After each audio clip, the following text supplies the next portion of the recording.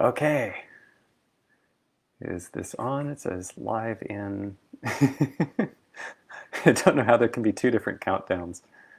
Um, and okay, looks like we're on. All right. This interface is still such that I can't see who is or isn't here. It just kind of hovers there. So if you're here, maybe say hi. I like to know that I'm talking to people and have some sense of whom I'm talking to. Um, good. Okay, nice to see you, Daniel. Um, cool. Okay, so today wanted to start digging into this thing that I'm hi Marcello, digging into uh, demonology. This is a kind of a playful and sort of mythopoeic way of referring to and playing with a structure that I think it's really important to note that this is not just a matter of having kind of a fantasy image. This is I'm using a bit of fantasy language in order to I am a people hashtag. Hey Rupert. Okay, so what I'm wanting to point out is a structure, a type of structure that as you learn how to see it, it's very self-evident. It's a little bit like if we didn't have a concept of biology, but it seemed relevant. Like somebody got this sense of, oh, we could actually look at how life works. Like, what is life? At least we have a word for life, but it's worth bearing in mind that in ancient times there was a sense of fire being a kind of living thing. And maybe the wind is alive because the wind moves itself. Like the word animal has the same root as animate or animate, because an animal is something that can move itself. So one of the old ideas of life was just anything that can move itself. If you start trying to get really precise about what biology is studying, it gets a little bit tricky and you start to notice things like, well, the wind and fire aren't really alive by the definition that we want to use for a study of life. Instead, we're going to talk about something like certain patterns of molecules that somehow those patterns propagate themselves. So I'm going to be doing the same kind of thing here. I want to point at a type of pattern that's in the world that I think is momentously important. I think the difference between life and what I'm calling demonology, or demons, is as big a difference as the difference between inanimate matter and the creation of life.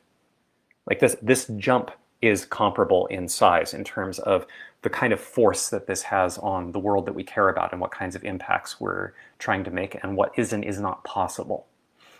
Okay. So the type of patterns that I want to talk about are patterns of behavior, basically. The way that there's actually kind of a life cycle to certain kinds of sustaining forms of behavior.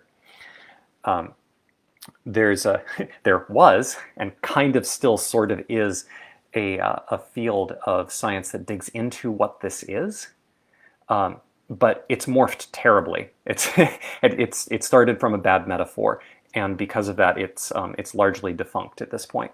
So I'm going to give a couple of examples to start us off, and then I'll try to highlight what those are examples of. Okay? So one of the there's a story that floats around in psychotherapy circles. I tried to dig it up, but for some reason I couldn't locate it. But the story goes that there's this family where a little girl goes up and watches the mother making the ham for some holiday, and she's carefully cutting the butt end off of the ham. She asks, "So, Mom, why are you doing that?" And the mother says, well, like this is how my mother, your grandmother, always did it. So that's just how we do it. It's part of the process. So then the little girl, her grandmother happens to live just down the street. So at some point she just gets really curious about, well, why did Grandma do that? She goes over and then visits Grandma and says, "Hey, Grandma, why do you cut the butt end off of the ham?" And she said, well, that's how my mother, your great-grandmother, would do it. Well, it so happened that for the holidays, the great-grandmother was still alive and was visiting. So while great-grandmother was there, the little girl goes up to her and says, "Great Granny, um, why do we cut the butt end off of the ham for the holiday dinners?" And she said, "Well, when I was making dinners for our holidays, I only had one cooking pan. And that cooking pan was a little too small for a full ham, so I had to cut off the butt end so that it would fit in the pan." Okay? So this is one snippet of a story, or one story to hold as an example. I'll highlight what this is an example of in a minute. There's a curious behavioral phenomenon that you can see going across generations of cutting the butt end off of the ham. Okay, so that's one example. Another example, and this one is a little, like some of the best examples are going to be a little gut-wrenching, so apologies. Yes, the pot roast principle. Thank you. Thanks, Marcello. All right, so for another example, this is one that I crafted in order to try to highlight a type of phenomenon. If you imagine that there is a father and son, where the father is alcoholic, has a lot of pent-up rage and is drowning this in alcohol. And at one point, this little boy comes up to him and says, "Daddy, why is the sky blue?" And the father, in a rage, turns and backhands the kid, saying, "Don't ask stupid questions." Okay? So you imagine that that's the type of interaction that the two of them have. Over time, you should expect that that little boy is growing up in that scenario, in that kind of situation, going to have a lot of discomfort with, discomfort's a weak way of putting it, a lot of fear associated with honest curiosity. And so becoming curious about something is going to feel like a threat. So it's going to start, I sometimes get these backwards, but I think it's repress and then eventually suppress, like consciously try to push away and then eventually it becomes an automatic habit. Any of the curiosity that shows up for him, because curiosity is dangerous. He doesn't want to irritate Dad. Over time, this can result in a kind of numbness. And as the kid grows up, like to deal with a bunch of these feelings of fear and discomfort and sometimes wondering things and then like feeling fear associated with that and all that being kind of subconscious, well, the kid grew up in a context of having it demonstrated one way to numb out your feelings, which is you reach for the bottle. You imagine this kid grows up and then has a child. So one day the child goes up and asks this adult child, the alcoholic, "Hey Dad, why is the sky blue?" Okay. Thus repeats the cycle. Now that's a very simplified arc, but part of what I'm wanting to show here is the way in which there's something very mechanical about what happens, about how each step works. In both of these cases, I'll come back to this later, but in both of these cases, I think there's something very important to notice, that there's something relating to the nature of curiosity and understanding that has to do with the nature of how the thing propagates. In the case of the little girl in the pot roast principle context, the little girl's curiosity and exploration probably killed the pattern. Like she's probably not going to continue cutting the butt end off of the ham, and maybe her mother will stop. Right? He's exploring the reasons why it ended up dissolving the pattern. In the case of the alcoholic transgenerational trauma, notice that the trauma directly attacks curiosity and wonder. And in particular, if it didn't, it would have a little bit more trouble propagating. So these, I think, are a couple of very powerful examples. Examples of what? Well, I'm noticing the way that as I'm putting this together, I'm going, oh, okay, I need to organize my thoughts a little bit more coherently. I don't have exactly a presentation in mind yet. I just have a few examples that I want to highlight to demonstrate how this principle works. If we go back to biology, there's something very important about noticing how caterpillars and butterflies are the same organism. They're like, we have different names for them, but they're different parts of the life cycle of one organism. And somehow the life cycle is the natural unit that you want to talk about when trying to understand how an organism propagates. It's important to understand what happens from the laying of an egg, or the birth of a child, or whatever it is, to growing up, to being capable of producing more children. Like that's the cycle that you need to track to see how does this organism do what it does. There's something like a life cycle happening in both of these examples I described before. There's an initial insemination, like which is usually directed at children. There's this process of instructing and making sure that that it grows up, that there's a behavior. So like in the case of the pot roast, helping the kid to engage with, well, this is how you cook. This is like, you make sure you cut the butt end off. Like, okay, great. And there's also a stage that is something like the butterfly stage, the reproductive stage, where after the child grows up, there's then, well, how do I transmit this? Right? But it doesn't have to be conscious. I'm noticing a way in which there's like an editor in the back of my head that's going, the way I'm presenting this is a little bit scattered, and I'm concerned that I'm blasting too much too quickly. See, Ronnie says, so some cultural patterns pass themselves on to the next generation, in part by making the reason for the pattern unquestionable. Yeah. So there's a big distinction here between propagation strategies. There's a couple of days ago when I did the first live stream, I talked about there being this deep law that evolution is an example of. I'm just going to pretend that principle is evolution. Okay. So if we look at what these cultural patterns are, there are a couple of strategies for propagation that are available.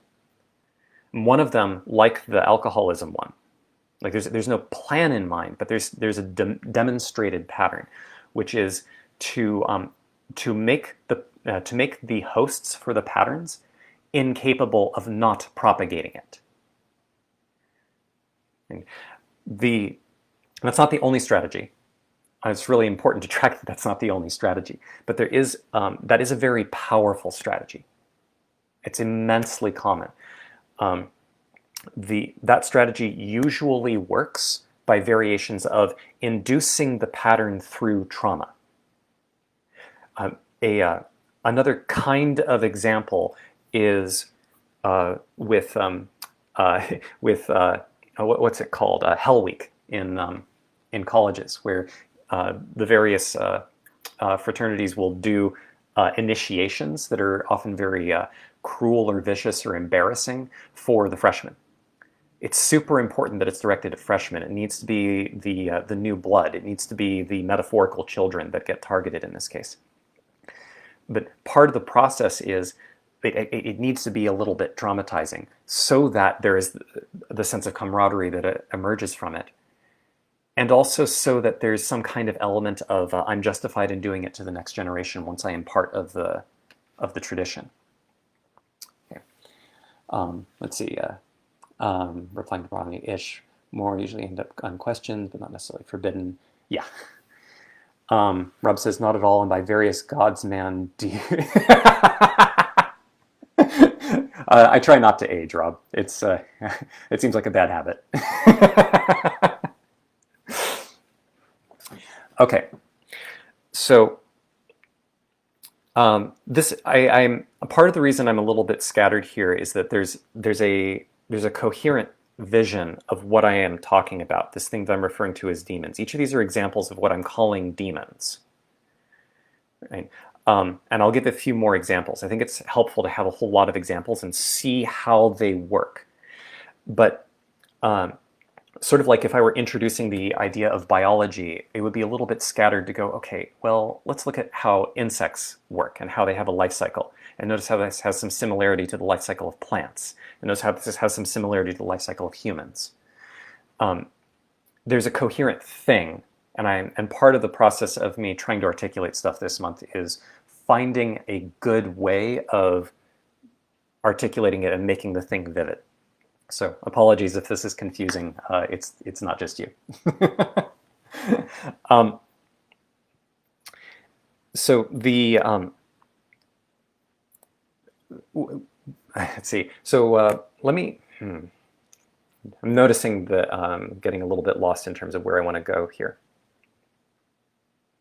One of the main reasons I wanted to introduce this stuff about demons and demonology is that there's, actually, let me loop back a little bit to the history of this stuff, the history of this idea. So, an older term, and older as in, it's a couple decades, a couple decades old term for the thing that I am trying to point at is meme. The term meme has come to morph a whole lot, which is very apropos. But the field of memetics, which studies how memes work, emerged from this term. This term, the word meme originally came from Richard Dawkins, who said, well, memes are to behavior as genes are to biology. He was trying to point out that there's something like a biology of behavior and culture that seems like it's observable in a similar way. It's really the same intuition. One of the big problems that field ran into is that they tried to take that analogy literally. They tried to identify, well, what exactly is a meme? Like when an idea goes viral, like when you look at something like the Me Too movement. Me Too movement is an example of a meme that spreads very much with this hashtag, and the hashtag being a nucleating thing around a whole concept. What exactly is the meme?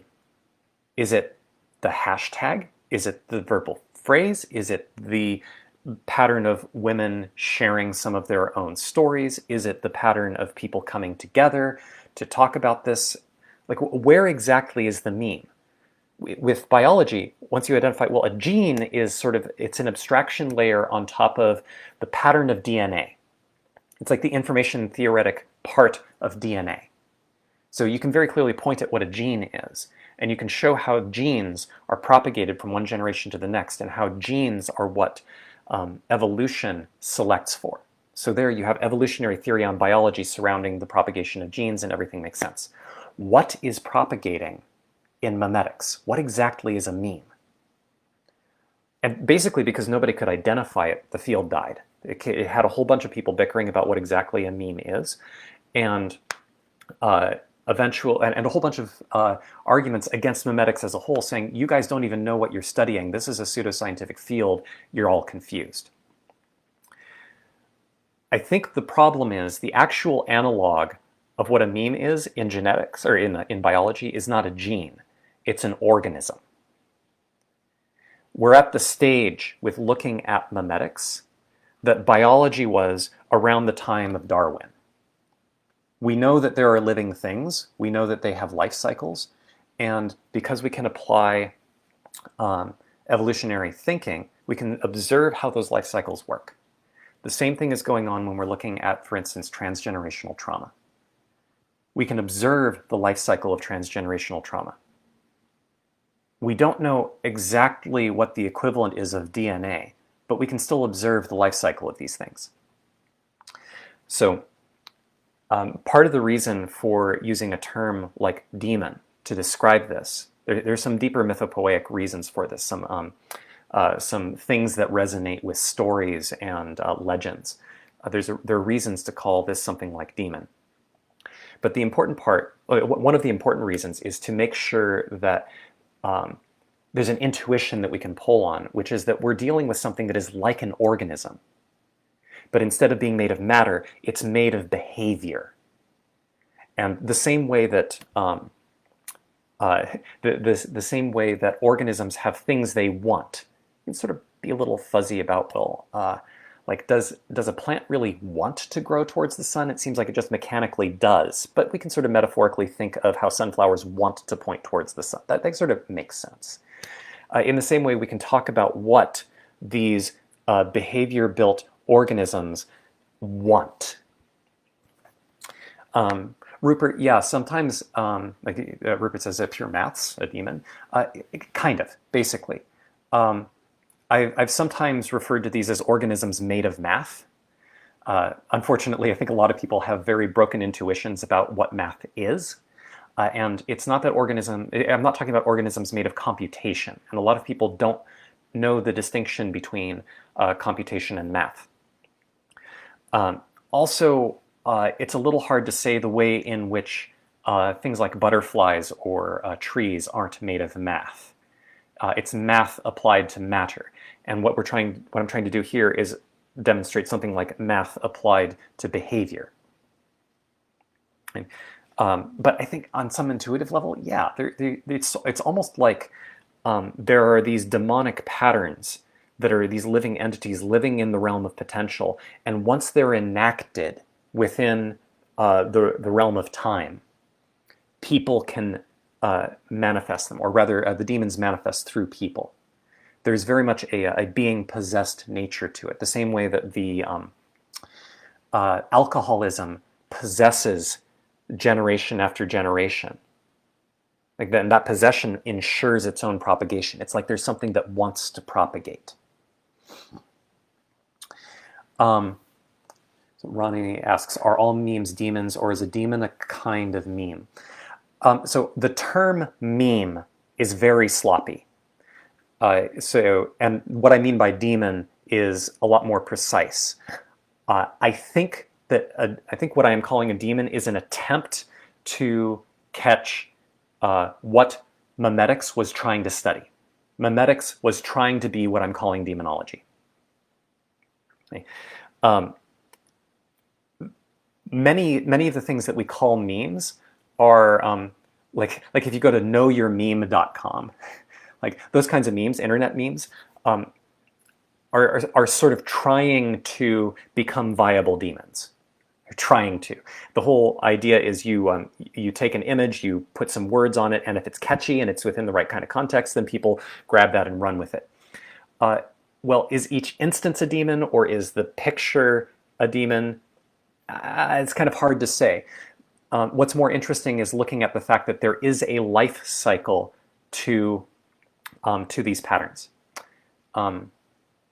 My pedagogical instincts are noticing I'm getting into abstraction land. So what I'd like to do is give a few more examples of these things to highlight what I'm talking about. Chain letters are attempts at, or are forms of demons in this sense. What matters, because of how the law of evolution works, is whether a chain letter spreads is like an email. What I'm talking about, to make sure this is largely died out, which is interesting. But I know that certainly in the 90s and early aughts, there would be these emails that would come in saying, you are going to have fantastic luck over the next week, but only if you forward this to at least 5 people. And if you don't, you're going to have terrible luck. Of course, as long as the average rate of people sending the letter out is greater than the average rate of reception, this thing explodes exponentially. Some people are now familiar with the term R0 thanks to the pandemic. So the thing is, this goes viral if R0 is greater than 1. Which is to say, if enough people, if more than 1 out of 5 people send it to at least 5 of their friends, then this thing goes viral. So the important part about whether the email, the chain email, the chain letter goes out is whether receiving it compels the receiver to send it. The reason doesn't matter. It doesn't matter whether whether it's because they believe that they're actually going to get good luck if they send it and bad luck if they don't, or if they find it entertaining and they're just wanting to forward it, or if they're really upset that this chain letter exists and they're trying to show it to other people to show, look how awful it is that this thing was sent. Doesn't matter. What matters is whether the act of receiving it, the degree to which the act of receiving it compels its sending. So that's the life cycle of a chain letter. It is received, the person reads it, and decides whether to send it. And if they send it, then that is a completion of the life cycle. Okay, let me see, we've got a few more here. Beej, it's possible you may lose people on words demonology and demon because there already is a concept behind demonology that is more literal. Yep, I agree. There aren't good terms for this. There are mythopoeic reasons to use the term demon. I haven't gotten to that just yet. For a long time, I would just use the term meme, but that then gets confused with things like what, like internet meme? No, I mean like a thing that possesses your mouth. I mean a thing that gets crowds to tear people apart in the name of love. Like there is an actual, like when you actually learn how to see how these things work, like you learn how to observe their behavior, you can actually see the way in which a lot of the legends about things like demonic possession and the ways that demons deceive by sort of telling the truth. A lot of that stuff actually manifests, and there's an understandable reason for it that comes through a perception of how evolutionary theory actually applies to these patterns. But yes, also, demons don't like being seen. They attack being, a certain genus of demon doesn't like being seen, doesn't like being named, and will attack attempts to having it pointed out. So, in truth, there's never going to be, well, I don't know about never, but initially there can't be a term that really zeroes in on this that isn't objectionable. It's going to be objectionable or confusing to a significant number of people, no matter what term or what angle is chosen because of that. But I'm open to exploring. I'm not stuck on calling them demons. Let's see. Marcello says, if one were coining a new term for it, it might be something like ideozoon. I'm not sure what kind of etymology you're playing with there. I could invent a completely new word. One that's related, but I think is different, is egregore. I think egregore is relevantly different because egregore has a lot of, for one thing, it has a lot of connotations with ceremonial magic and chaos magic, which is, it's a relevant aesthetic, but it's different. The other is that it is possible for demons to be bound to individuals. Like there's a structure about how it works within an individual as opposed to between individuals. But in any case, yes, I agree. We can play with the terms. Christina says, I don't like the language, but there is a moment they take on life, shape, thinking, perception, action, and creature culture. We can be in it. I've seen this concept as demon in Navajo culture. Yeah. Let's see. Rob is saying, I think there's a bit of a gray area in this, honestly. There are memes that can, at the right time, can bring a degree of amusement and even comfort. Yeah, I'm going to give a couple of examples of that pretty soon. While on the other hand, can be destructive and offensive. Example, I've already seen Beirut memes. I think I'm a little disconnected from that. I'm not sure what that's about. An absolute tragic event already being parodied. For me, that's in poor taste, but it can also depend on the individual. Let's see, this is being used. What is God debates. Definitely has shift was perceived as demon. Yeah. So let me give you another example of something that is quite a bit more innocuous. I think basically every joke is an example of what I'm calling a demon. Okay, this is very neutral for the most, well, not very neutral, but jokes are an interesting example because you would hope that what makes jokes be retold is that they're funny. But the funniness only matters to the extent that the funniness causes the hearing of the joke to make it be retold. Another reason a joke will be retold is because it's so offensive that people are shocked by it and need to share it so that people have shared context. Another is that it's just really sticky. The funniest joke in the world is not going to propagate as well as a stupid pun if the stupid pun really sticks in people's minds. I think I gave an example in a previous video of nature abhors a vacuum because vacuums suck. Ha, ha, ha. I'm like, okay, great. That's hilarious. But there's something about the way that silly pun can be much more sticky and much easier to propagate and much easier to jump to mind than can be a much more clever joke that takes longer to say, such that the life cycle is faster and maybe more likely to be propagated than a joke that takes like 10 minutes to set up, that might be in better taste. So there you can see an example of, well, there's this pattern that if somebody can't not say a pun, well, that's interesting. What possesses their mouth such that they can't not say it? Right. This question of what possesses your mouth, what possesses your behavior, what possesses your thoughts. This is part of where the metaphor of talking about demons is actually very helpful. Because it's a little bit like there is an alien intelligence that sometimes poses as you in your own head. And in fact, I claim almost all the time that you are talking in your own head about what you want or what is important to you.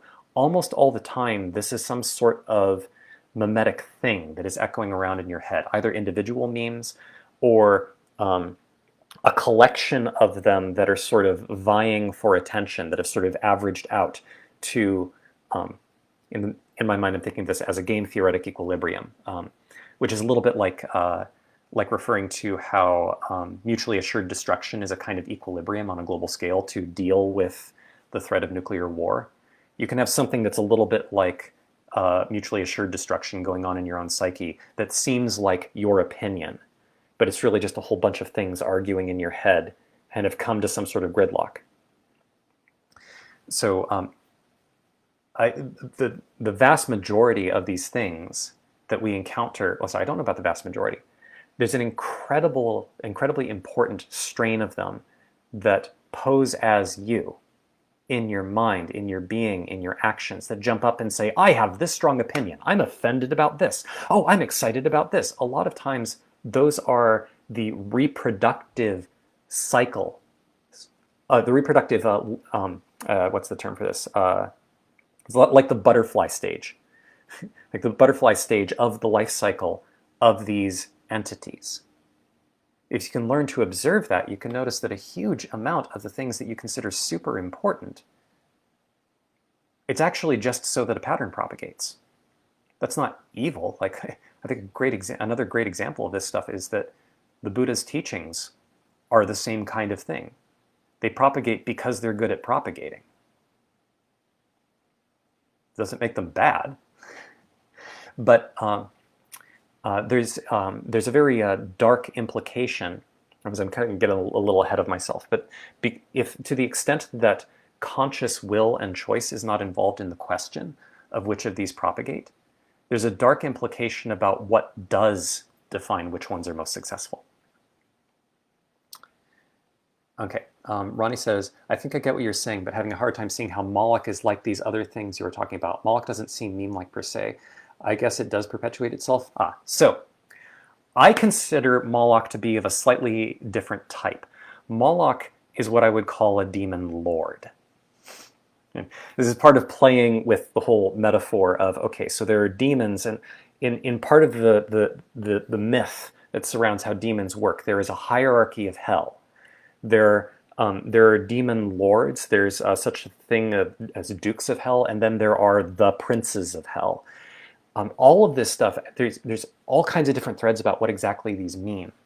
But the myths for this map fairly nicely onto certain aspects of the structures of these things. I suspect that some of these myths come from people having spiritual experiences or taking psychedelics and not having an understanding of evolutionary theory or information theory. And so all they could do is pull on metaphors. So a lot of mystics or people with profound spiritual insights would see some of these patterns but not know how to relate it to the modern culture. And so they would translate it into, okay, it's like this thing that we talk about, this land of hell where people get tortured, it's like there are these creatures, and these creatures have this kind of structure to it. So in some sense, I feel like I'm calling back to something that is in our cultural roots to try to sort of clean it up and point out, oh, I think we can use this as an intuition pump. Not to take it too literally, but to acknowledge that it may have been pointing at something useful, as long as we don't get too sucked into the literalist beliefs about what demons are, what we should do about them, because a lot of those beliefs are what I'm calling demons. So, And the main function of a lot of these demons is not to tell you the truth, not to pass on spiritual meaningfulness because it's the right thing to do, but is instead to make sure that they propagate. The same said in the same sense that the purpose of a human being is to make sure that they have grandchildren. Right? That's not literally all there is, but there's an evolutionary sense in which that's true. So Moloch is sort of I view him as a demon lord that is lording over a certain kind of power and function of a certain genus of demon. Another way of thinking of this is, I'm forgetting the biological term, but there's something that's above genus. Phylum? I think it's called phylum. So Moloch could be considered a phylum of demon. It's another way of thinking about it. But Moloch doesn't propagate. Moloch is a description of a constraint of propagation, and a description of a. Sorry, I think it's more appropriate to say Moloch is a description of a result of certain constraints on propagation.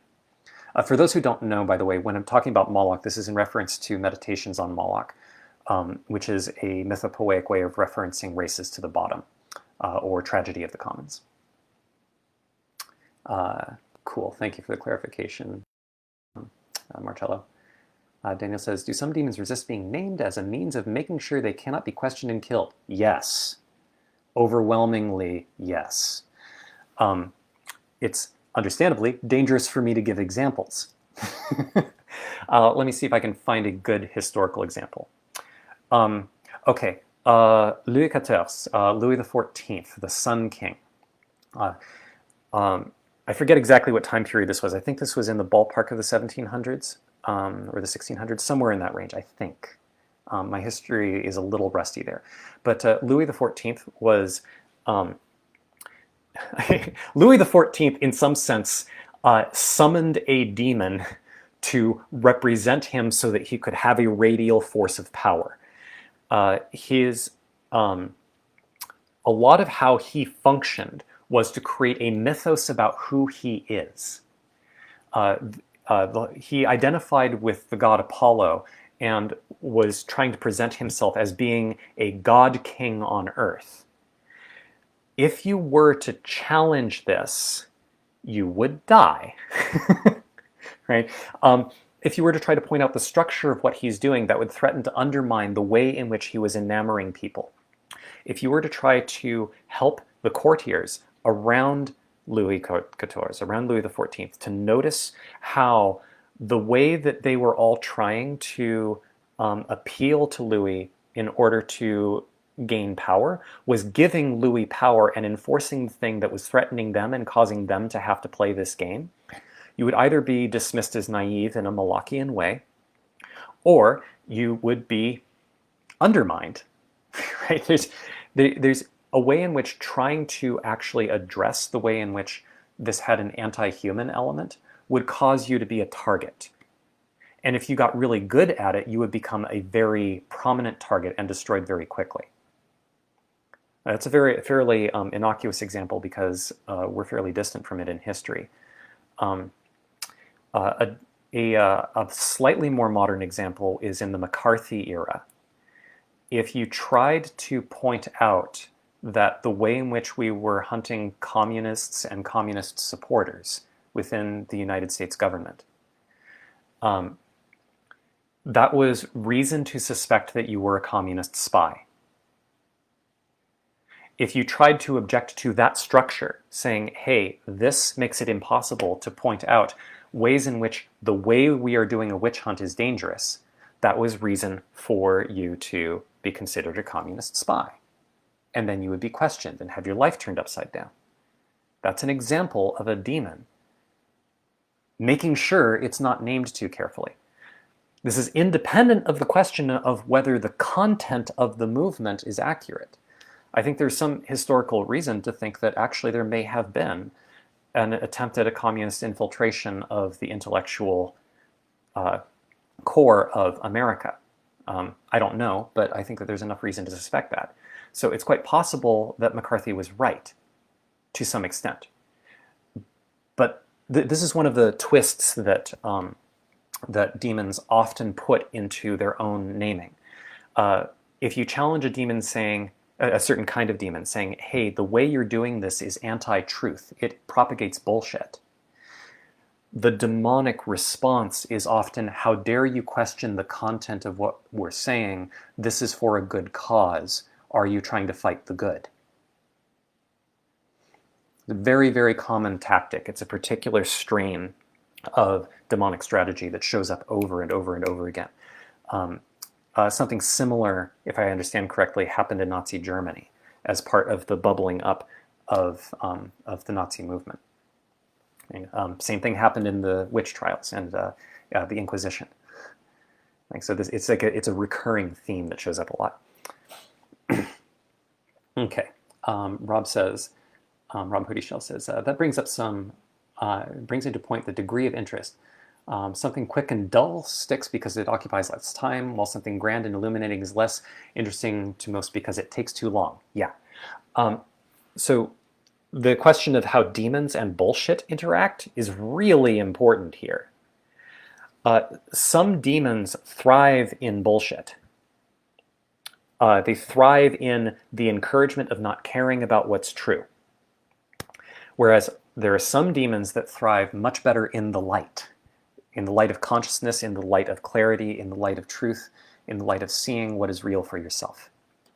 Right? An example of a sort of demon of the light, I guess you could say, the classical term for this would be a daemon, which is where the word demon originally came from, is like the Pythagorean theorem, I think, is an amazing example of this, although the way it's propagated is more bullshit now. But the Pythagorean theorem originally propagated because it was demonstrably true and immensely useful. And because it would thrive better outside of the context of bullshit. It thrived better in the context of demonstrating its own veracity. It would encourage people to think clearly. And that kind of demon would encourage an environment that would involve seeing truth more clearly. This opposes things like the kind of demonic cluster that propagates mainstream religions, as traditionally propagated mainstream religions, where you don't question the faith because questioning the faith means you're damned. Well, what does that mean? Don't question that. Like just have faith. Do you really want to challenge God? Like there's a threat here hovering in the background that tries to undermine looking too closely at truth. So one of the things that the internet age has done is accelerated demonic evolution such that a lot of the demons that thrive in bullshit have had an opportunity to shape how attention gets used. So if something that one of the great propagation methods for bullshit is to have sticky phrases and slogans that don't mean anything but grab your emotions. And so if you can create a pressure that diminishes people's ability to pay attention long enough to notice whether an argument makes sense and encourage distractibility, this is fantastic for bullshit demons and tends to make it really hard for demons that flourish in clarity. Right. So I think this is one of the major reasons we see this pressure towards snappy things, towards Twitter, towards making sure that articles have clickbait and that the articles are entertaining. These are a bunch of mutations that have appeared in order to grab attention and keep attention only long enough to make sure that something propagates.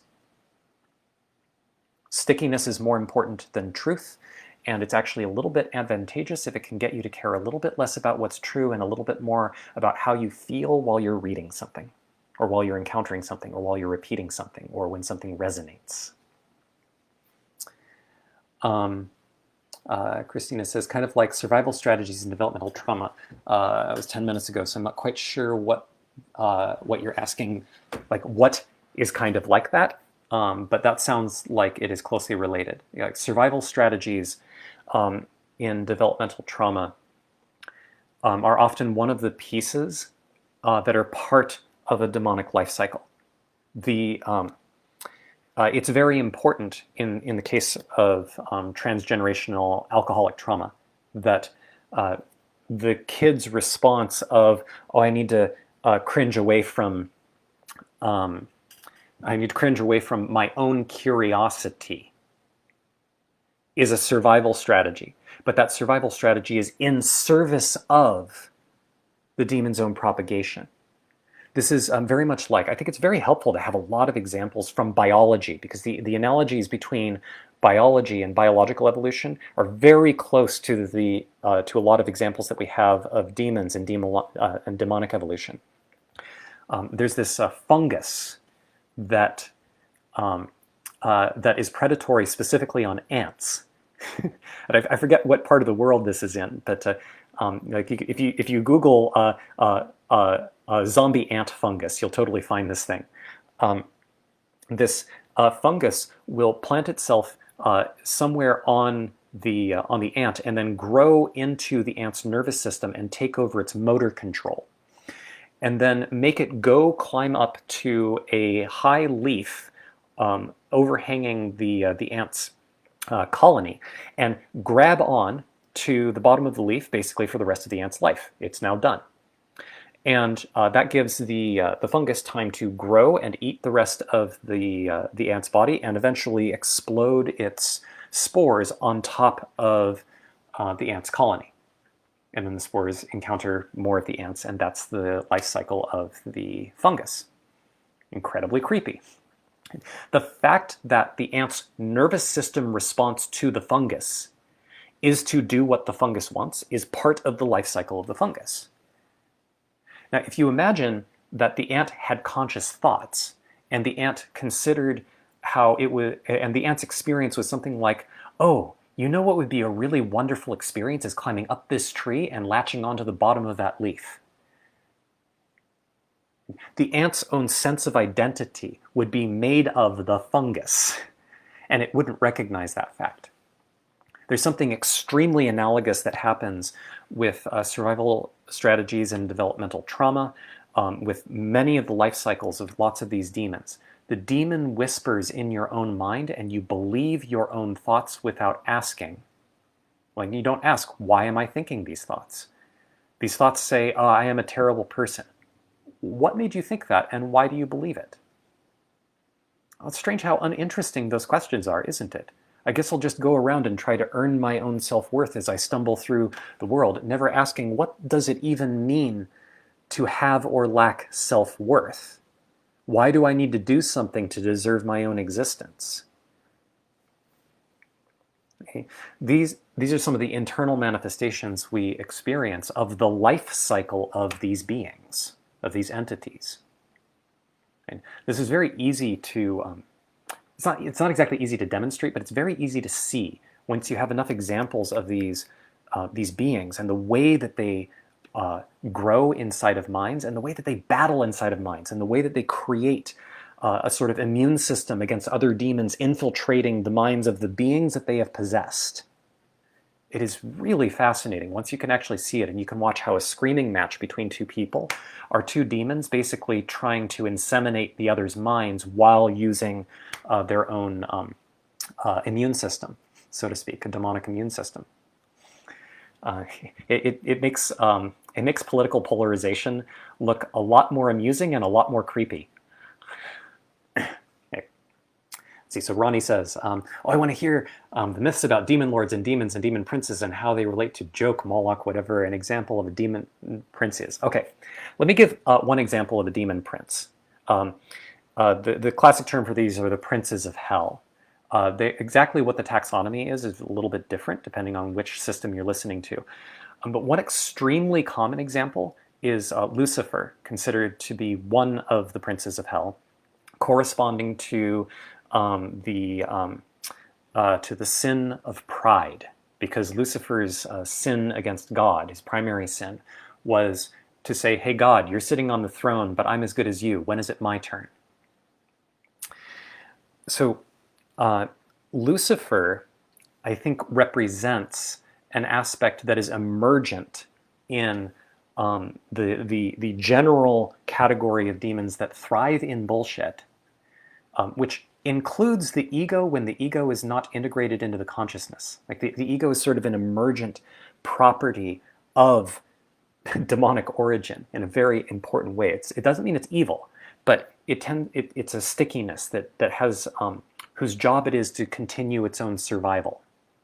It's an emergent property of many demonic life cycles. So one of the major properties of an ego that makes it incredibly difficult to adapt to the world in an effective way is a kind of narcissism, a kind of self-obsession. So you'll notice this with things like when people, so in myself, for instance, one way that this will show up is if I'm not careful to watch, one motivation for me trying to help people, like somebody comes to me saying, yeah, I feel really terrible, I'm really stuck with this struggle in my romantic relationship. There's an urgency in me that sometimes shows up to help them out of their situation. And if I'm not watching carefully, sometimes that motivation is coming from a desire for me to feel like, I have been helpful. So when I'm doing that, the focus isn't on them and on their needs and what they need to flourish. The focus is on me and what I gain by being helpful. That doesn't mean it's bad, but it's worth noticing that if I don't even notice that I'm doing it in order to encourage myself to feel better about myself, I'm not asking why I need to feel better. I'm getting a little distracted.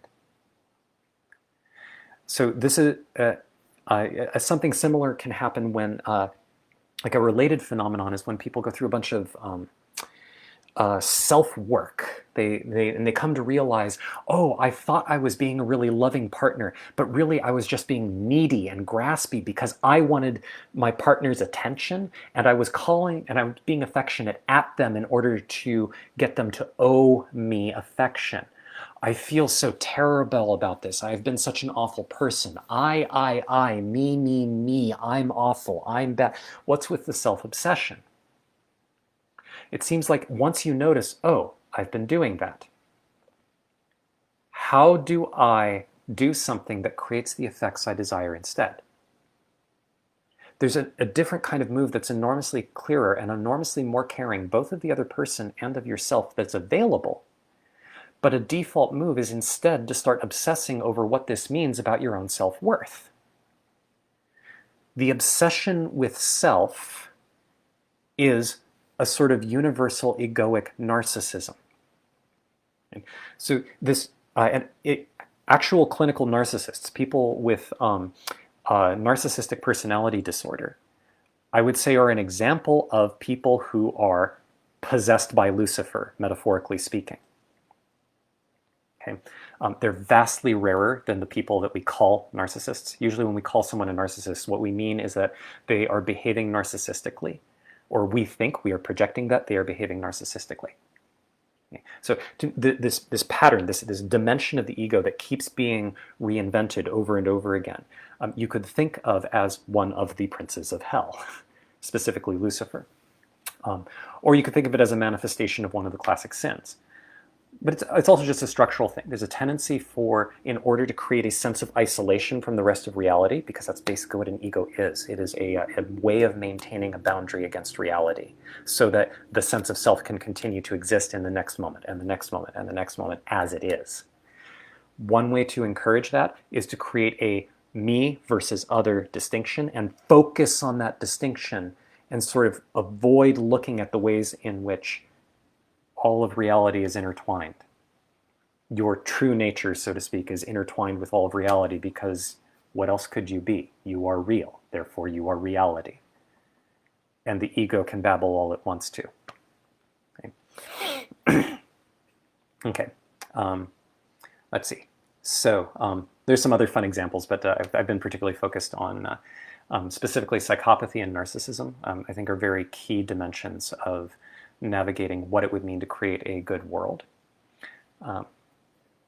Okay, so Rob says, like if we went back 1,000 years and tried to explain how we live in our time, we could only do it in terms of mysticism and magic. I think you're referencing the way in which I was imagining that mystics didn't have evolutionary theory and information theory to talk about this stuff. I think, in short, yes, and I think that that's why we haven't been able to do much up to this point about keeping humanity from doing things like creating pandemics or creating massive dramatic climate change or arguing about whether climate change is real and making this a reason to bicker instead of getting together and noticing, well, either it's like, I have a whole rant about the thing about how, regardless of what side is true, the argument about climate change doesn't make any sense at all. Any sense in the sense of sanity. It doesn't make any sanity. It totally makes sense in terms of how demons work. But a lot of our capacity for moral evolution has come from our capacity to integrate demonic evolution with the pressure of consciousness and the pressure of conscious intent. So that the fact that, and that involves, like, you can look at the fact that over the course of the last 5,000 years, human beings have not biologically evolved almost at all, but we've had tremendous changes in culture and technology. That's demonic evolution. It vastly, vastly outstrips biological evolution. So what we're observing about our capacity to describe what's going on, and even this, what I'm doing right now, I'm trying to articulate and propagate and try to help evolve a sort of demon of the light, something that can. There aren't a whole lot of legends of this kind of position in this whole hierarchy of demonology, but what it would mean for there to be a self-aware meme whose conscious aim is to encourage coordination and health and bounty for all of the different mimetic structures in a way that lets everything integrate. It's a pretty massive endeavor. It's very tricky. But that's basically what I'm trying to do. I'm trying to engage in it this way because we're in a position where I think it's possible. And it wasn't possible 1,000 years ago. 1,000 years ago, you couldn't suggest that the Catholic Church is demonic. But that's what was going on. A lot of the reason it was capable of an inquisition is because this massive force felt threatened. But you can't threaten reality. You can only threaten something temporary. What was threatened? Something with a life cycle, something that had a survival instinct, that wanted to survive more than it wanted to encourage a positive world, regardless of what it says. So, let's see. Say, I'm late to the party, but I think Fight Club 2 is a good fictional representation of the concept of demonic transference. I didn't know there was a Fight Club 2. You might very well be right, Erica. Rupert. Violence against men is in fact a lot more common than violence against women, and we should talk about it more. Oh, you must be one of those men's rights activists who hates women. Yeah, so that is, this is one of the modern demonic immune systems that is dangerous to name. And I think this is something that's important for us to come to be able to talk about. And in some sense, I am choosing to risk being hated by a lot of fairly powerful demons by being willing to name their life cycle. This is I want to rewind a little bit and go back to the first two examples that I pointed out, because I think there's something very important to track about how, in the case of the little girl asking about cutting the butt end off of the ham, her curiosity killed the demon, right? Because the demon's life cycle depended on ignorance. You could notice a way in which if part of the demon's life cycle had included each generation answering the question, why do we cut the butt end off the ham, with don't ask questions, just do what you're told. If you ask too many questions, I'll send you to your room. Do you notice how that would have made it very hard to find out what the actual cause is of that particular life cycle, and that would have prevented the curiosity from killing its life cycle, and therefore it would have been a more viable demon. That puts an evolutionary pressure on demons that thrive on ignorance to try to undercut the capacity for inquiry. Which means that the longest lived and most powerful demons that thrive in ignorance are going to be the ones that attack inquiry. Which is exactly what happens in the case of the sort of fictionalized situation with the alcoholic parent-child transmission of trauma. It's an attack on curiosity. It's an attack on inquiry. So in the same way, today, if you look around and you start to recognize what are some examples of demons that are currently ravaging the earth, that are unleashed upon the earth and untethered to any individual, but are now actually just possessing lots of people. Okay? If you name any of them too carefully and say, oh, notice how it attacks inquiry. Often they claim they don't. They insist, oh, no, we welcome inquiry. But the inquiry has to follow very specific channels. It has to follow specific kinds of phrasing in order to be permissible. Because otherwise, well, the real reason is otherwise you are threatening the propagation of the mean. You're threatening the propagation of the demon. And so it attacks, because the fact that it attacks is part of how it has survived and thrived this well. This is independent from the question of whether what the demon is saying is good and important. So when you're looking at this case of this argument between one side saying, hey, you know, violence against men is in fact a lot more common than violence against women, and we should talk about it more. That's an idea. How well does the idea propagate? What's its propagation strategy? We don't know. All we know is that we're seeing the, what is it called? The reproductive part of this particular meme, the reproductive aspect of this demon. That's all we see. Okay, well, we don't know its motives, but that's an interesting idea. Maybe it's true, maybe it's false, maybe it's deceptive, we don't know. And then there's this reaction. Oh, you must be one of those men's rights activists who hates women. Ah, that sounds like an immune reaction from another demon. That doesn't say either of them are just telling lies. Like, there is something important to track about the fact that one strategy in the men's rights activism movement is to just ignore and dismiss a lot of feminist points about ways in which we actually, habitually, culturally disregard women. The ways in which women have certain disadvantages that are really important to account for. Right? And that's part of where the feeling of threat comes from. This is part of why it's really difficult when a strategy is actually based on demonic ignorance to point it out, because a lot of times, a lot of the strategy is built on aspects of truth, or at least seeming truth. But often it's actual truth and things that are important and that we want to care for. It matters that women suffer for being women. That matters a lot. And if it feels like that's being attacked, it's like, we have to defend that somehow. So it becomes very difficult to have a clear conversation about this, because it's hard to separate the propagation life cycle strategy of a demon from the content of what it is claiming to protect. And sometimes it kind of is protecting, sort of. But it's protecting it in order to propagate. We have a really hard time distinguishing between these as a culture, because difficulty distinguishing between them helps a certain kind of demon to propagate. We are enormously subject to habits of being offended and being triggerable, because a whole bunch of demons accidentally coordinate in a kind of DDoS attack on the human psyche to encourage a certain way of reasoning that feels good on the inside. It gives us a sense of meaning.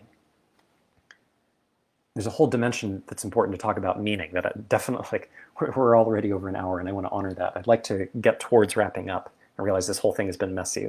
Just consider this a first rough draft. But there's a way that people can get a sense of meaningfulness by being possessed, by having a cause to fight for. And that it's important for a lot of these demonic propagations that we can't distinguish between, we can't culturally consistently distinguish between, is the cause important, and does the method of fighting for the cause actually make sense? We have a really, really hard time talking about those because if you question that, then clearly you are a communist sympathizer in the McCarthy era. Right? There's an issue there. Okay. So how do we honor what needs to be honored? How do we actually care for the plight of women and the plight of men, and recognizing that there is an asymmetry in the plight there, and that's just the gender politics, and recognizing the fact that that's already presuming a gender binary, and there are a lot of people who feel pressured under the implicit assumptions of the gender binary, and there are lots of people who objecting to the gender binary because of the way that it feels like a constriction of language. All of these are pains. Is there a way that we can honor all of those pains without just getting possessed? I think a lot of people try to do this, and if we're not careful, what dominates the conversation are methods of dominating the conversation that are good at propagating by dominating the conversation.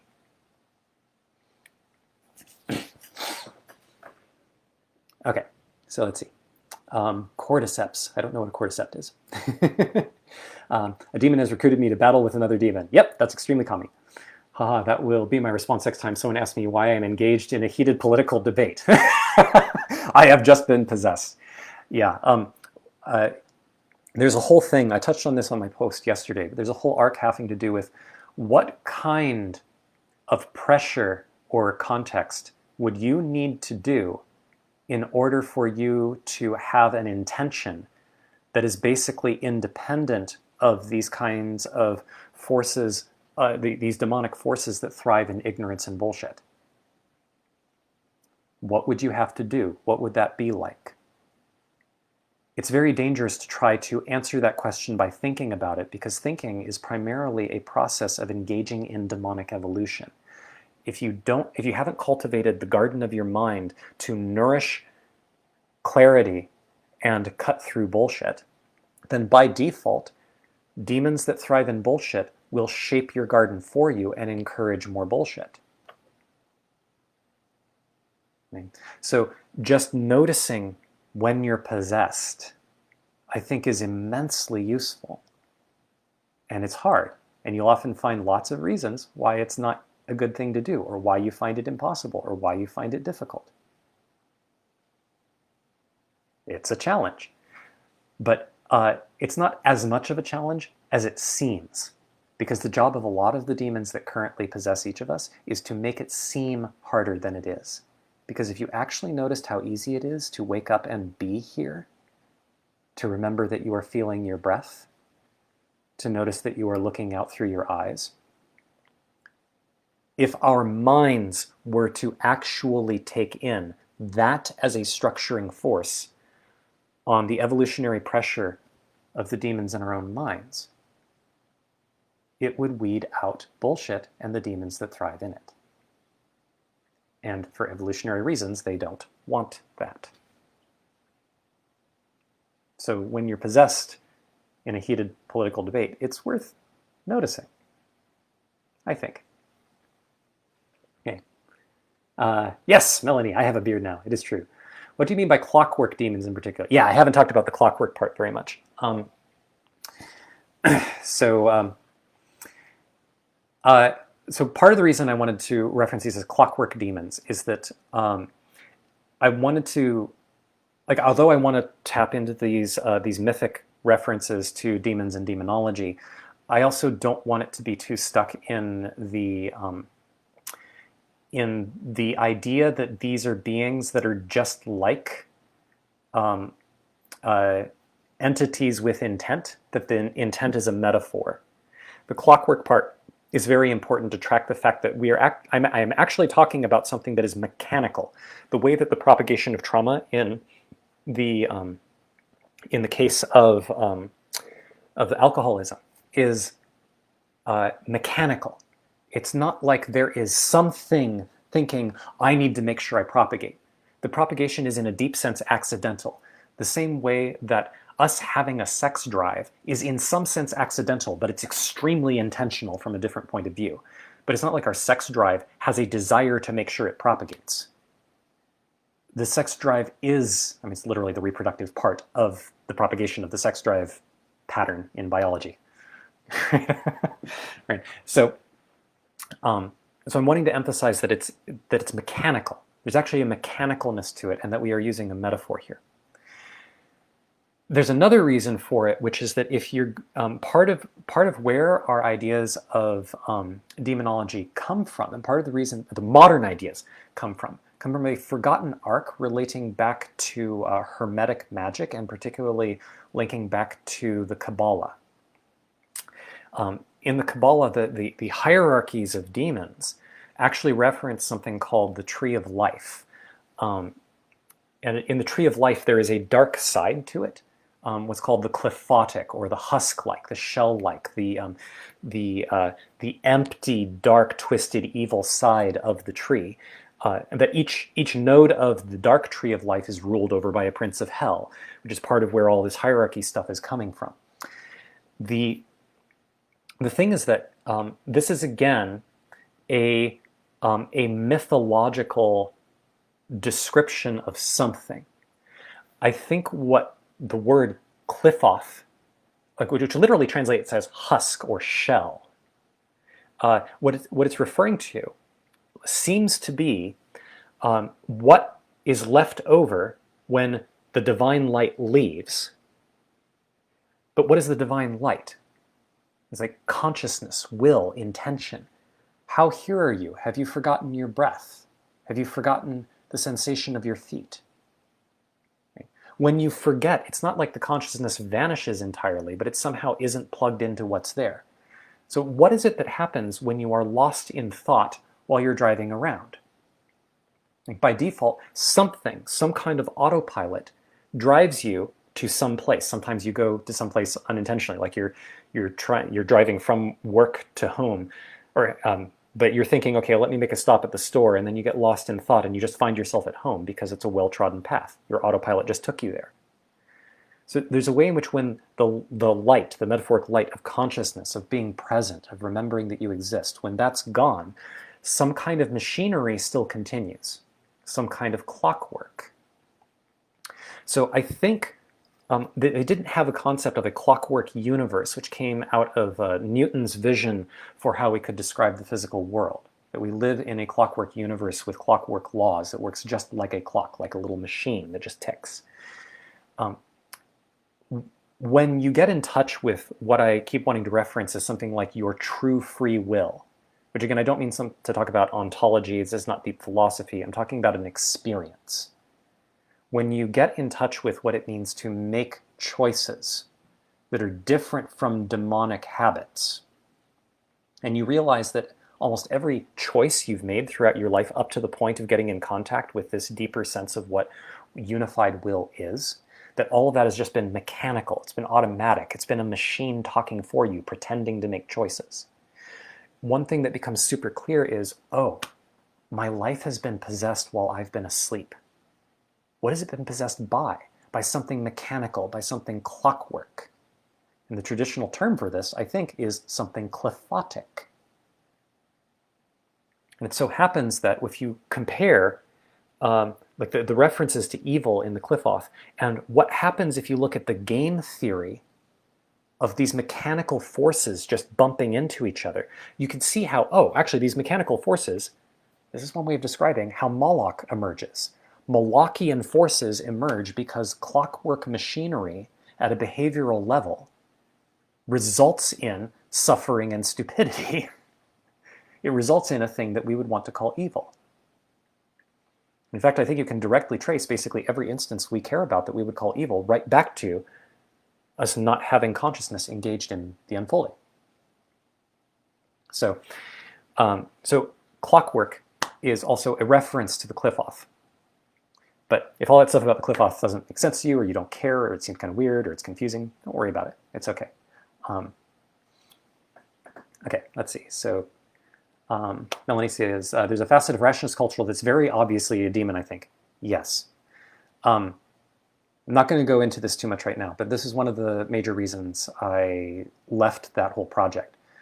It demonstrably, obviously, got possessed in ways that made it impossible, from what I could tell, to be able to leverage, I don't know about the community as a whole, but from what I could see, at the very least, CFAR seemed to shift in a direction that made it impossible for it to address the sanity waterline question, the question of how do you actually cut through bullshit? How do you encourage a species of cutting through bullshit? There's a whole arc I could go into there. But that's a very specialized conversation about rationalists and about my history with it and all of that. So I don't want to dig into that right now. But basically, yeah, I agree. From what I could see, I think that there was, particularly towards the end of 2018, there was an inflammation. There was a dramatic possession that happened, and it was just, it wasn't functional. There was no way to create sanity from that, from what I could tell. Which isn't to say that the rationality community is screwed. It's just that it seemed like the resources that I could find there wouldn't, I couldn't see any way to leverage those to move in the direction that I could see the species needs for us to do something really good in the long future. And maybe other people have better leverage, or maybe I missed something. Yeah. I also don't claim to have ever been in touch with all the aspects of rationality culture. See, so Marcello says, I know Darth Vader's really got you annoyed, but remember, if you kill him, then you'll be employed. Weird House. Seems pairs of demons that claim to be enemies actually prop each other up. What sort of patterns do they use to do that? Yeah, I could go in for a long time. I'm wanting to be aware that we're over an hour in. I'm happy to continue for a little bit. I'm just going to, at this point, I feel like I didn't have a coherent presentation, so I'm just going to keep answering questions, and I'm happy to continue doing so. I'm definitely going to want to wrap up in about 15 minutes because I have some other things I want to be sure to get to. Yeah, so I'll carry on with this. What sort of patterns do they use to do that? So there's a comparable pattern. So I don't have a fully general answer, but I think that you're very right. I think that there's something that sort of is like how the evolution of there being a bimodal sexual emergence in biological entities, which is to say there are two sexes, male and female, that often show up. I'm wanting to acknowledge the thing with gender politics and identity, and also I'm not wanting to talk about that aspect right here. I want to talk about the biology that's involved in the way in which this particular pattern emerges at all. The way in which it makes sense to talk about male and female biological entities across various species. Part of how that emerges is through a combination of competition and coordination that sort of accidentally bubbles up. One of the curious patterns that you observe with humans that I think you can observe to a lesser extent in other animals, but definitely shows up in human romantic patterns, is the whole pursuer-avoider dynamic that, or in attachment theory, this is the anxious-avoidant tango, where the really graspy, needy person attaches to somebody who's emotionally cold and distant, who freaks out if they get too grasped on. But the grasped on person is like getting some sort of attraction to the graspy. There's some kind of weird reason why the two of them sort of gravitate towards each other. There's a bunch of things about the way in which demonic evolution works that explains why this happens. A lot of the stuff about Carl Jung's shadow work, I think, was him trying to grapple with a way of talking about these mechanisms, but they're extremely mechanical. You can sort of observe the details of how this works, the way in which demons often encourage us to conflate excitement and fear. And in both directions, we get very confused about that. The way in which we can't, like the graspy person has a lot of difficulty distinguishing between the anxiety of the intuitive recognition that the other is going to be emotionally distant and they're not going to get their needs met, and the excitement and sparkle of it being a really electrifying, exciting interaction, because it stimulates the very process that gives the demonic sense of self, the ego, an opportunity to enforce its own ego boundaries, which feels like a validation of its own capacity to survive in the face of a world that tries to give it updates. So one of the patterns that you'll observe with the anxious avoidant dance, the pursuer-avoider game, is that these people will get together, have a bunch of sex, explode in drama, and then split apart. And then sometimes they'll get back together again and then do the same thing, or sometimes they'll go and do the same thing with other people. If you ignore the question of what people want and you just look at, from an evolutionary strategy, what this means in terms of sexual propagation, this is actually a very powerful sexual strategy. It means you get to disseminate your seeds across a wide variety of situations. And from the purely female in the biological sexual sense, the female sexual strategy of making sure that there are resources as well for caring for one's infant, it is not stable, but it's sort of a dynamic capacity to tap into lots of different kinds of resources. So it's not a terrible strategy. It's not ideal compared to something like having a lot of stability, but it's optional, and therefore, because it's an option, will sometimes appear.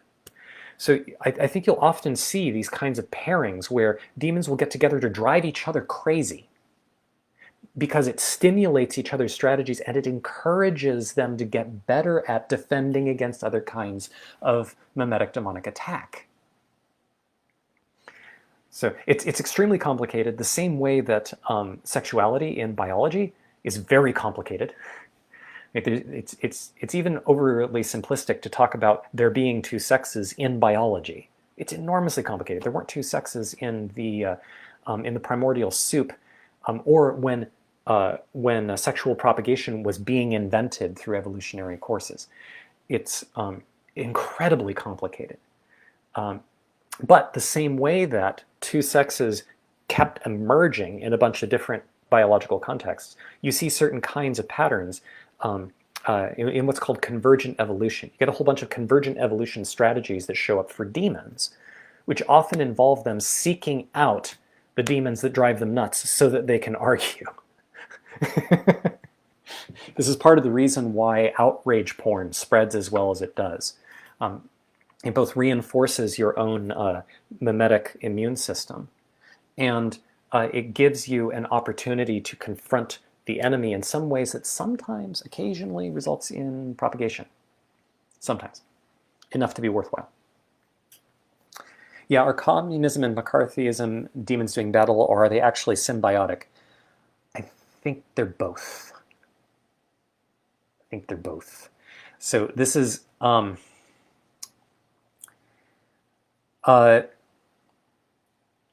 trying to highlight a really good example of this. Not the best example, but let me grab an analogy in biology. Cancer is more likely in situations where you have inflammation. It's not. I think that's true. I'm going to pretend it's true for the sake of the example. At this point, all information is crap, but because we're drowning in bullshit and our information infrastructure is pretty much destroyed. But let's just pretend. I think that cancer is more likely in situations with inflammation. Also, cancer encourages inflammation. The reason cancer encourages inflammation is because the inflammation is the body trying to deal with the problem of the cancer. In some sense, it's trying to fight the cancer, but it's also really confused because the cancer carries all the signals of being part of the body, so it doesn't really know how to attack or what to attack. It just knows there's some sort of problem here, and the primary immune system will sometimes create inflammation. Right? So there's a way in which there's a kind of battle going on between healthy tissue and cancerous tissue, but the battle is part of what propagates the cancer. So there are mechanisms like that show up all over the place in biology. Same kind of thing with the way that mosquitoes work when they land on you and they inject something that is meant to make your body try to fight off what the mosquito injected into you. That's why it itches. The itching is the experience that you get of the inflammation process that brings blood to the surface that the mosquito is using in order to get more blood. Right? So there's a way that many demons will fight with each other in order to be parasitic, and sometimes they'll try to be co-parasitic. McCarthyism wouldn't have been able to exist if it didn't have a demon to fight, if it didn't have this terrible specter of communism to oppose. So if you imagine that McCarthyism was actually a political movement that got a bunch of funding. I don't know the details of the history of this, but you encounter things like this for cancer research. There are weird incentive structures that appear. If McCarthyism got a whole bunch of funding, and it kept getting funding as long as there was this specter of communism, then you would get this weird incentive in McCarthyism to neither be able to defeat communism nor be able to make it so that we are safe from it. There would be an incentive, a financial incentive for McCarthyism to make communism seem like an ever-looming threat. It's actually getting worse. It's actually getting more severe. A little bit like the way that the news today keeps making it seem like the world is more and more teetering on the edge of completely getting destroyed. I mean, maybe it kind of is, I don't know. But there's a weird incentive there where people read the news, the more they get kind of freaked out about the news. What bleeds leads. I'm not aware at the time of whether communism had anything to say about McCarthyism, but there's this kind of dynamic interaction that was at least one way in that sort of way. Like McCarthyism would have died out if it had succeeded, so it actually had an incentive not to succeed. This is a common thread when you actually learn how to watch how demons work.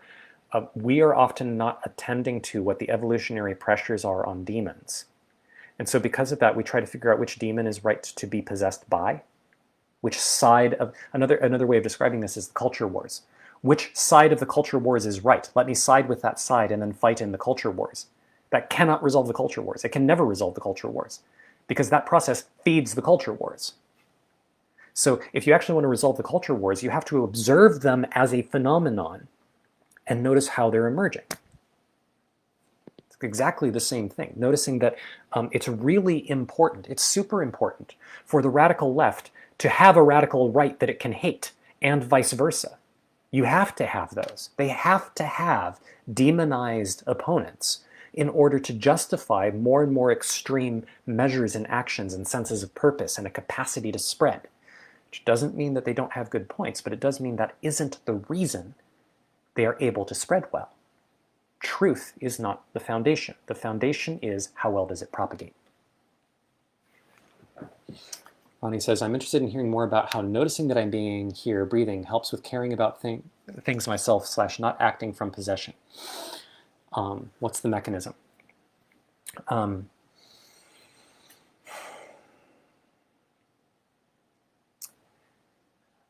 The key problem with Moloch is that there is no center of intelligence. We cannot do nuclear disarmament as a species because there is no central place from which there is like a monarch of the world that can say, we will now disarm because I say so. Instead, it's a distributed decision and there's a lack of trust. The same thing happens in your own mind. What you believe, what you're capable of doing, what habits you're able to change, what kinds of causes you're able to support, the internal conflicts you feel, the sense of self-worth or lack thereof, all of this is coming from a whole bunch of arguments happening in your own psyche. If you could get any one of them to become the monarch, you could eliminate the Molochian influence, the race to the bottom, the tragedy of the commons that destroys your awareness. For reasons I don't really have time to get into, but I think you can learn to observe for yourself what it feels like on the inside to have a coherent center is being more conscious. This is related to something called the global workspace theory of consciousness, but I'm not relying on that theory. If you can notice that you, whatever you are here, that is a potential nucleation point. It's a potential monarch, so to speak. Is that a demon? Well, if it is, it seems somehow closer to who you would want to consider to be you, whatever any of that means, than anything else. You'd sort of want your consciousness to be closely tied to who you are. This is closely relating to a commonly touted mystical insight, but it's a mystical insight you can directly have. If you could be commanded by social justice warrior causes around gender, and that could become the center of your identity, but the cost was that you would no longer be conscious and you wouldn't be able to experience any of the things that you do. There's something kind of creepy about that. It turns out that there's a way in which, by making consciousness the center, you can honor what is valuable inside of each of these bits that are screaming about how gender is important, or how the race issues are important, or about how the ability to talk freely and not have our language strangled is important, or our ability for freedom of debate is important, or how redistribution of wealth seems like there's something important there. Our ability to honor each of these things that are important have room to be honored if you put consciousness at the center. Also, it turns out for game theoretic reasons, there isn't another candidate for something to put at the center. And an easy way to see that is to start paying attention. I know that's a little hand-wavy. I'm basically saying if you do this thing, you'll see for yourself. But I think it's more important that you be able to see for yourself than that you just believe me. I don't know exactly what consciousness is, so I can't describe all of the mechanisms. But I do know that to the extent that it is capable for you to know anything, it becomes extremely self-evident that this is very true. The same way you can know that, like, how do you know that you can feel your tongue in your mouth? You don't know it because you can recite something about the nervous system because you learned it in biology class. You know it because it somehow is part of your conscious experience when you look. And there's something about you knowing that you are experiencing what you are experiencing that grounds out and isn't subject directly to demonic evolution. It gives you a place to stand that isn't inside of the demonic plane, from which you can add constraints to how demons evolve. Okay. All right. So, on symbolic flame orbs, this video will make you angry. Awesome. Okay. So that's it. This was extremely rambly, and I want to put in the middle here that for me, there's a feeling of dissatisfaction about the way in which this was rambly. I feel like that was useful, and at the same time, I also feel some embarrassment and a sense of dissatisfaction because I feel like there's a very coherent, clear thing to point out that immediately relates to experience, the experience of what it's like to be possessed.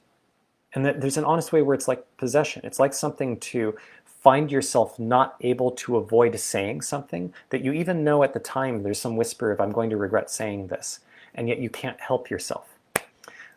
Or when it feels, when you feel possessed by things that feel like they're attacking you on the inside. There's a reason we reference this as I'm battling with my inner demons. Part of the reason we have that as a metaphor is because we're tuning into something that I think was the same origin as what caused all of this stuff about demons to exist in our mythos in the first place. This is part of why I think the right term for this is demon. This isn't just a colorful, like, neat way of talking about it. We already talk about demons, and I think this is what we're talking about.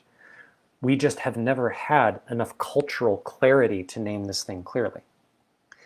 And I'm a little concerned that we still don't, and that's part of what I'm trying to add pressure to create a sort of evolutionary process in the name of consciousness, in the name of clarity, so that we can come to see these things, not because we are told to believe them, because you should believe them, because they're fascinating. That's not the important part. What's really important is that each of us individually can see these processes for themselves. For each of ourselves, we can see it and go, oh, it has to work that way. It's immensely obvious. I can see it with the clarity with which I can feel my tongue in my mouth, with which I can feel my breath. This is immediate. It is something I can see. It doesn't depend, in fact, I can see it in enough detail that it no longer matters where I heard the idea from, because I see it for myself. I want that level of clarity for the thing that I'm calling demons here, and for the ways that they interact, and for the ways that they interact in our own minds, and the ways that they possess us, and the ways that they move through culture. That is the much more coherent, deep thing. I am concerned that because of how rambly and long this was, that this may create a sort of, this may make it, it may make it a little bit easier for some people to see, but it might make it a little harder for others. And there's some concern and fear in me about that. So, which is fine. I'm not overwhelmed. I'm not I'm fine feeling fear. I'm fine feeling worry. This is part of the game. Those sensations do not threaten me. That is part of what I claim is an essential art of demon hunting and cultivating the garden of one's own mind so that you can put the intentional evolutionary pressures in your own mind. But I'm wanting to acknowledge that I don't think that this was a great way of introducing it. I think the topic is important, and I appreciate everyone's patience as we sort of play with this and get a chance to explore it together. And this mess, for me, is part of how we move in the direction of coming to a place where we can clearly articulate this in a way such that this becomes a demon of the light. This becomes something that when people hear it, it becomes something that helps to light up something they can see for themselves, rather than being a belief that they try to impose on themselves and attach to emotions in order to drive themselves to rehearse it, unconsciously, automatically, reactively. Okay. And I see one last comment here. My description of possession is that it's like watching a TV show when you're immersed in it. You flinch when the hero gets stabbed even though he's made of pixels. Yeah. Yeah. I think that it's possible to observe the internal experience of what it's like to be possessed in real time. How it happens, the way that images appear in your mind, much like TV. The ways that those stimulate body sensations, the ways in which those trigger thoughts about how impossible it is for you to be with the body sensations you're experiencing, and the way that those body sensations then fuel more of the thoughts. It's a mechanistic process of a mind-body loop that once you learn to observe it and you get a little bit of practice just being with your body sensations, I'd say a little bit, like you probably have to rack up several hours, maybe tens of hours of really just being with the body sensations. But once you get that, and when you start to really clearly see, and more clearly see, oh, demons have no power over me. They only have power over the mechanisms of my mouth, my thoughts, my movements, my speech. Look at that's mouth. When I'm not paying attention. And it's like something for me to pay attention and for me to make choices. Don't philosophically know what that means, but I can experience it. And that experience has demonstrable effects on things like my happiness, my ability to change my habits, and my ability to be kind to people in ways that actually affect the world in positive ways. And I think that's going to be essential for where the species needs to go in the coming decades. Okay, thank you for watching all the way to the end. It's plenty of time for us to wrap up at this point. So I appreciate you watching, and I'll see what I can do to come up with some clearer examples and instances over the next couple of days. I'll just see what emerges and what wants to be said. So thank you all for watching.